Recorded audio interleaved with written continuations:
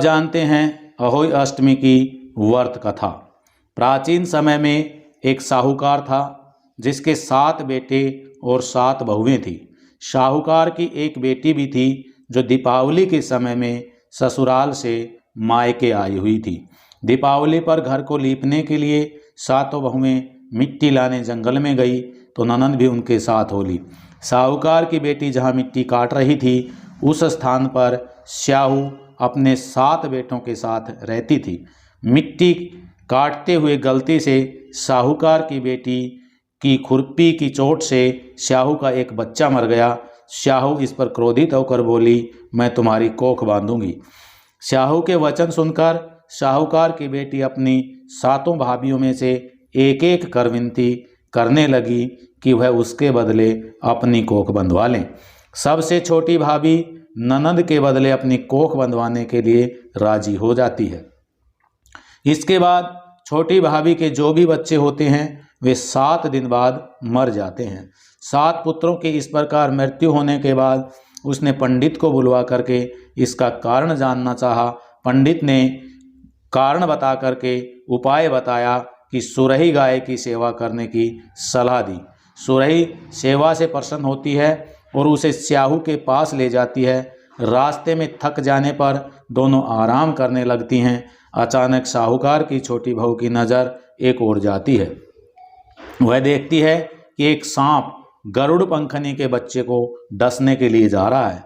वह सांप को मार देती है। इतने में गरुड़ पंखनी वहां आ जाती है और खून बिखरा हुआ देखकर उसे लगता है कि छोटी बहू ने उसके बच्चे को मार दिया।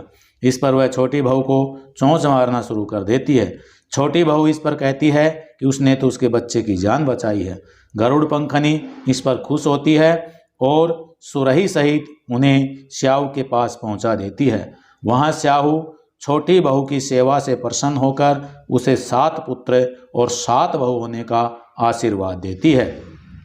स्याहू के आशीर्वाद से छोटी बहू का घर पुत्र और पुत्र वधुओं से हरा भरा हो जाता है।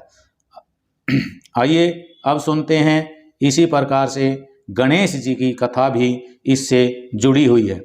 एक बुढ़िया थी, वह बहुत ही गरीब और अंधी थी। उसके एक बेटा और बहू थे।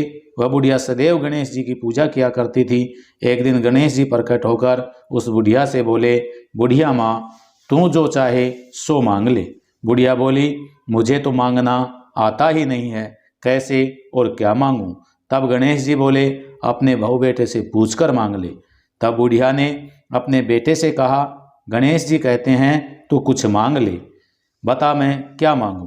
पुत्र ने कहा, माँ तू धन मांग ले। उसने बहू से पूछा तो बहू ने कहा कि पोता मांग ले।